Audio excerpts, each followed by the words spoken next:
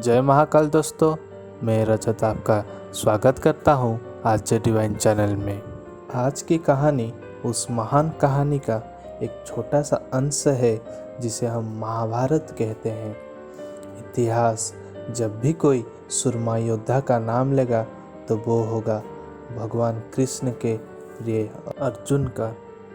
लेकिन वही इतिहास ये भी कहता है कि एक और योद्धा था जिसके बाणों में अर्जुन के बाणों को टक्कर देने का ताकत थी, और वो योद्धा था सूर्यपुत्र कर्ण, जो सूर्यदेव के दिए हुए कवच और कुंडल के साथ जन्मा था।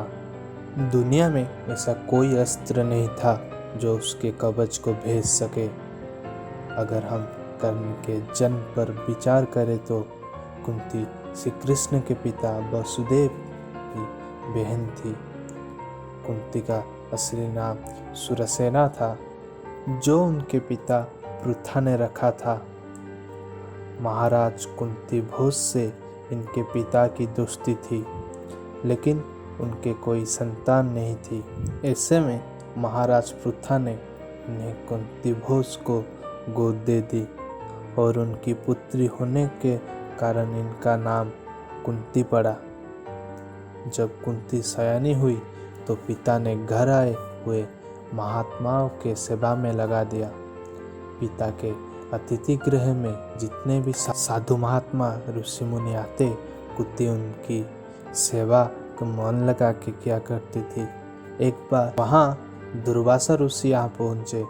कुंती की सेवाओं से प्रसन्न होकर दुर्वासा ऋषि ने कहा, पुत्री, मैं तुम्हारे सेवाओं से अत्यंत प्रसन्न हूँ, इसलिए तुझे एक मंत्र देता हूँ, जिसके प्रयोग से तू जिस देवता का स्मरण करेगी वो तत्काल तेरी समक्ष प्रकट होकर तेरा मनोकामना पूर्ण करेगा।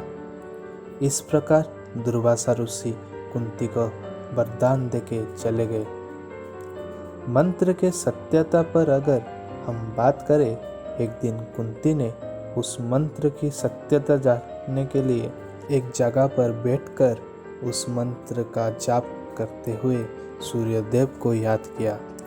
उसी क्षण सूर्यदेव वहाँ प्रकट होके बोले, देवी, मुझे बताओ, तुम मुझसे किस वस्तु की अभिलाषा करते हो?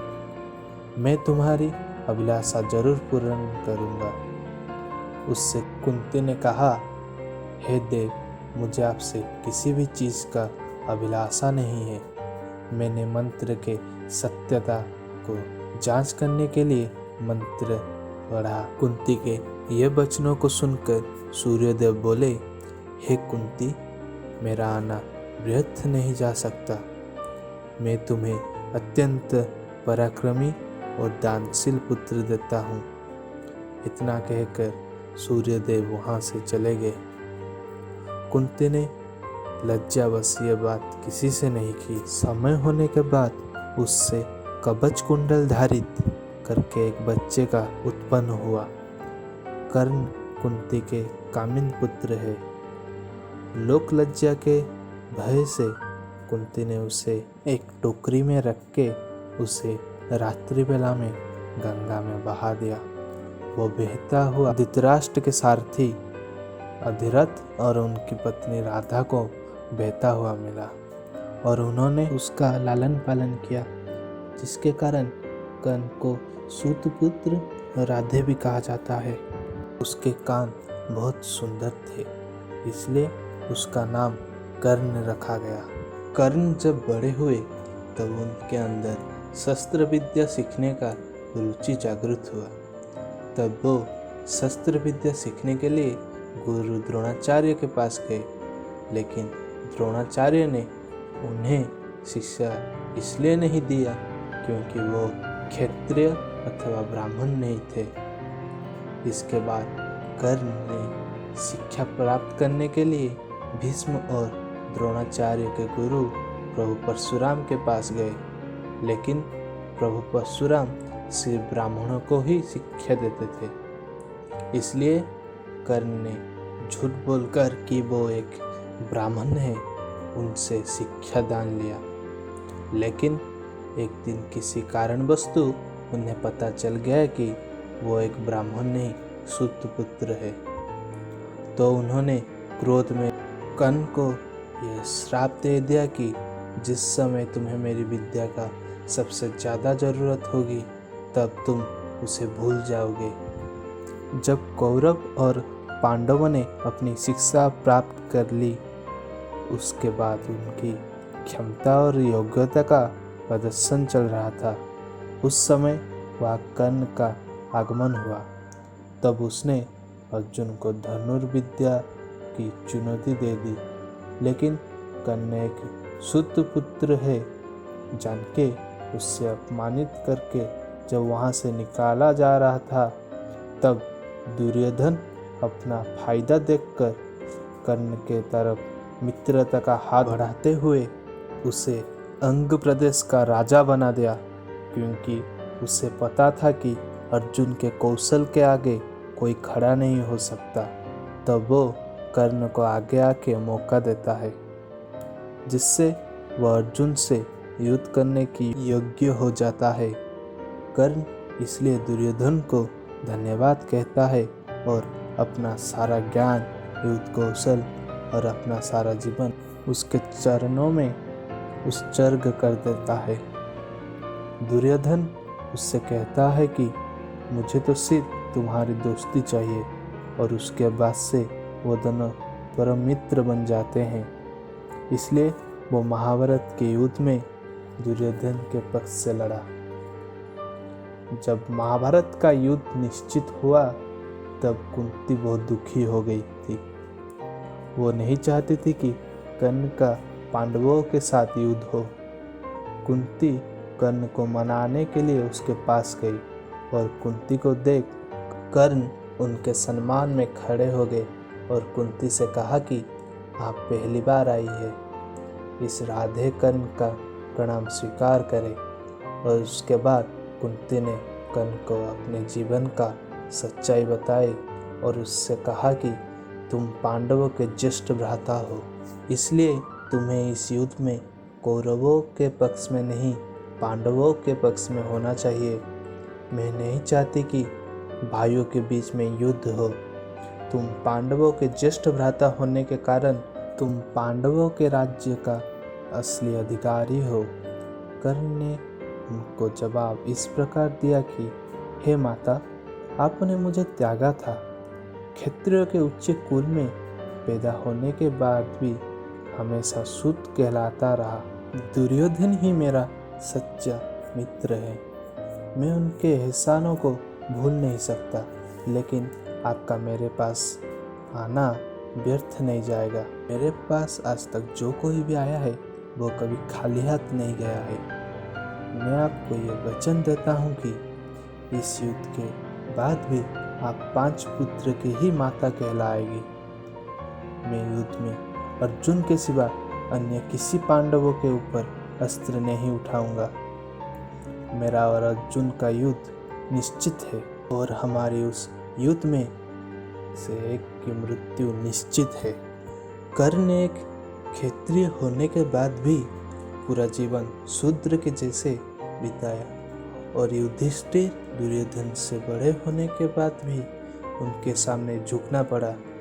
लेकिन कर्ण को एक दानवीर और महान योद्धा माना जाता है। महाभारत युद्ध से पहले श्री कृष्ण और कर्ण के बीच के बातचीत के अंश जो मैं आपको बताने वाला हूँ, वो शायद आपके सभी सवालों को हल बताता है। कर्ण ने श्री कृष्ण से प्रश्न किया, हे वासुदेव, जन्म लेते ही मेरे माता ने मुझको त्याग दिया, लेकिन शूरवीर पैदा होना भी क्या मेरा अपराध था? गुरु द्रोणाचार्य ने मुझे शस्त्र विद्या केवल इसलिए नहीं दी कि मैं क्षत्रिय नहीं था। भगवान परशुराम ने मुझे शिक्षा दी, लेकिन जब उन्हें पता चला कि मैं एक ब्राह्मण नहीं हूँ, उन्होंने भी मुझे श्राप दे दिया कि मैं उनके सारे विद्या को भूल जाऊँ। इतना ही नहीं, भूलवश एक गाय को मेरा चलावन लग गया तो उसके मालिक ने मुझे श्राप दे दिया, जबकि उसमें मेरी कोई गलती नहीं थी। द्रौपदी के स्वयंवर में मेरा अपमान हुआ। यहाँ तक कि मेरे माता कुंती ने मुझे सत्य केवल इसलिए बताया कि अपने पांडव पुत्र की रक्षा कर सके। अपने जीवन में मुझे जो मान सम्मान और वैभव मिला वह सिर्फ दुर्योधन ने ही मुझे दिया, तो उसके साथ उसके लिए मैं युद्ध लड़कर कहाँ गलत हूँ। कर्ण के इन प्रश्नों का उत्तर कृष्ण ने इस प्रकार दिया है। हे सूर्यपुत्र, कदाचित तुम्हारे साथ बुरा हुआ है, लेकिन मेरी कथा तुमसे बहुत अलग नहीं है। मेरा जन्म एक कारागार में हुआ था और जन्म से पहले ही मेरी मृत्यु तय कर दी गई। मेरे प्राणों की रक्षा करने के लिए जन्म लेते ही मुझे अपने माता पिता से बिछड़ना पड़ा। बचपन से ही तुम तलवार, घोड़े, रथ, तीर और धनुष के साथ खेलते हुए बड़े हुए हो और मैं गाय गोबर के महक झोपड़ी, यहाँ तक कि चलना सीखने से पहले ही अपने प्राण हरने का प्रयास फिर भी सहना पड़ा मुझे। मेरे पास कोई शिक्षा, कोई सेना नहीं थी, लेकिन मुझ पर यह हमेशा आशा रखा गया था कि मैं सबका परेशानी दूर करने के लिए ही पैदा हुआ हूँ। जब तुम अपने सभी क्षमताओं के लिए गुरुओं द्वारा प्रशंसा के पात्र बन रहे थे, मुझे अक्षर तक का ज्ञान नहीं मिला। तुमने उस कन्या से विवाह किया जिससे तुम प्रेम करते थे, और तो और मुझे उन सभी गोपियों से विवाह करना पड़ा जो मुझसे विवाह करना चाहती थी या जिन्हें मैं राक्षसों के केस से मुक्त करवाया था। तुम अपने प्रति हुए इन अन्यायों के बावजूद शूरवीर कहलाए, किंतु जरासंध से अपने पूरे समुदाय की रक्षा करने के लिए जब मुझे उन्हें यमुना तट से लेकर जाना पड़ा तो लोगों ने मुझे भगोड़ा, कायर तक कहा।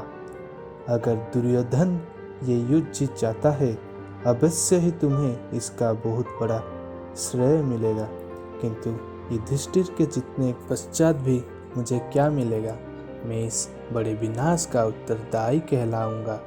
इसलिए हे कर्ण, तुम्हें यह बात सदा ज्ञात होनी चाहिए कि संसार में हर किसी का जीवन चुनौतियों से भरा है। हर किसी के जीवन में अन्याय की घड़ियां भी है, लेकिन कहीं ना कहीं वह अन्याय का शिकार हुआ है। तुम्हारे कुल में न बल्कि दुर्योधन बल्कि युधिष्ठिर के साथ भी अन्याय हुआ है, किंतु सही क्या है ये तुम्हारे अंतर्मन को सदा ही पता है। हमने कितना अन्याय सहा, कितनी बार भी अपमान की पीड़ा झेली, कितनी बार हमारी कार्य और हमारी योग्यताओं को ठुकरा दिया गया। इस सब को याद रखने से ज़्यादा महत्वपूर्ण ये याद रखना है कि उन बातों और हमारी उन समय क्या प्रतिक्रिया थी। अब हम वापस से आपको रणभूमि में लेके चलते हैं। श्री कृष्ण जानते थे अर्जुन और कर्ण में से कर्ण ज़्यादा बलवान था। रणभूमि में कर्ण को हरा पाना मुश्किल था, इसलिए प्रभु श्री कृष्ण और इंद्रदेव दोनों ने अर्जुन की मदद की थी। कृष्ण जानते थे कि कर्ण एक महान दानवीर था और स्नान के बाद भिक्षा में जो कुछ भी उससे मांगा जाता वह उसे देने से कभी इनकार नहीं करता। तब श्री कृष्ण ने भेजा इंद्रदेव को और उन्होंने भेष धारण किया एक ब्राह्मण का और कर्ण से उसका कवच और कुंडल मांगा। इंद्रदेव की ये चाल को कर्ण ने पहचान लिया, लेकिन फिर भी उस दानवीर ने उन्हें ये कवच और कुंडल देकर महाभारत की युद्ध की काया पलट दी। युद्ध के दौरान जब कर्ण भगवान परशुराम के दिए हुए विद्याओं को स्मरण करते, लेकिन उन्हीं के श्राप के कारण उसे भूल जाते। युद्ध के दौरान कर्ण का रथ का पहिया धरती में धंस जाता है, जिसे निकालने के लिए वह अपना विजय धनुष नीचे रख देता है। उसी बीच अर्जुन अपने पुत्र अभिमन्यु के मौत का बदला लेने के लिए कर्ण पर बाण चला देते हैं और कुरुक्षेत्र में वह महान योद्धा अपना आखिरी सांस लेता है। आशा करता हूँ कि आपको ये वीडियो पसंद आई होगी। अगर आई है इस वीडियो को लाइक, कमेंट और शेयर कीजिए और हमारे चैनल आरजे डिवाइन को सब्सक्राइब कीजिए। आज के लिए बस इतना ही। धन्यवाद। जय हिंद।